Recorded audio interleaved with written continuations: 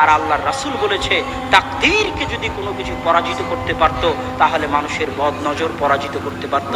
বদনজর অনেক ভয়াবহ জিনিস, বদনজর অনেক ভয়াবহ জিনিস। জীবিত মানুষকে কবরে ফেলে দিতে পারে বদনজর, আল্লাহর রাসূল বলেছেন। জীবিত মানুষকে মৃত বানিয়ে দিতে পারে বদনজর।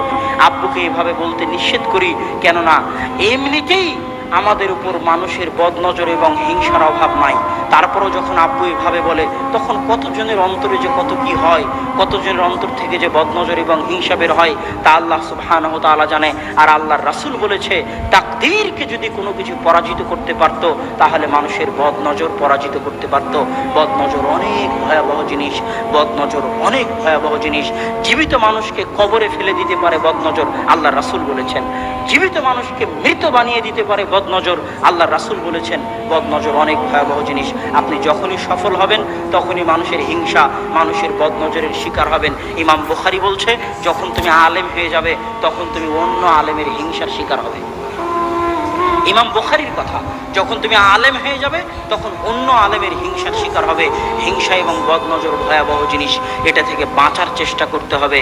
সকাল এবং সন্ধ্যার দোয়াগুলো মুখস্থ করে নাস ফালাক ইখলাস পড়ার মাধ্যমে, নিজেকে ফু দেওয়ার মাধ্যমে বিসমিল্লাহি লা ইয়াযুররু মা ইসমিহি শাইউন ফিল আরদি ওয়ালা ফিস সামা ওয়া হুয়াস সামিউল বাসীর, এটা 3 বার পড়ার মাধ্যমে আউযু বিকালিমাতিল্লাহি তাম্মা মিন কুল্লি শাইতানিন ওয়া হাম্মা ওয়া মিন কুল্লি আইনিন লাম্মা, এই দোয়া পড়ার মাধ্যমে, এগুলোর মাধ্যমে নিজেকে বদনজর থেকে হেফাজত করার চেষ্টা করতে হবে।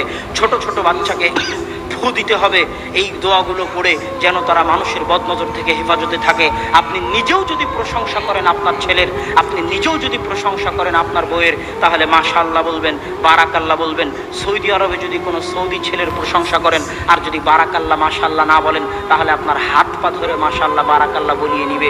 কেননা শুধু প্রশংসা বদনজর হতে পারে, দোয়াবিহীন প্রশংসা বদনজর হতে পারে, দোয়াবিহীন প্রশংসা বদনজর হতে পারে। এই জন্য যে আপনার প্রশংসা করুক না কেন তার মুখ থেকে দোয়া বের করিয়ে নেবেন, যে বারাকাল্লাহ বলে যাও, মাশাআল্লাহ বলে যাও, লা হাওলা ওয়ালা কুওয়াতা ইল্লা বিল্লাহ বলে যাও। যেই প্রশংসা করবে তার মুখ থেকে দোয়া বের করে নিতে হবে। আর আপনি নিজেও যখন প্রশংসা করবেন তখনও দোয়া করতে হবে, কেননা দোয়া ছাড়া প্রশংসা বদনজর। আল্লাহ যে কোনো সফলতা ধ্বংস হয়ে যেতে পারে বদনজর দিয়ে। আল্লাহ সুবহানাহু ওয়া তাআলা আমাদেরকে মানুষের বদনজর এবং হিংসা থেকে হেফাজতে রাখার তৌফিক দান করুক। আল্লাহুম্মা আমিন।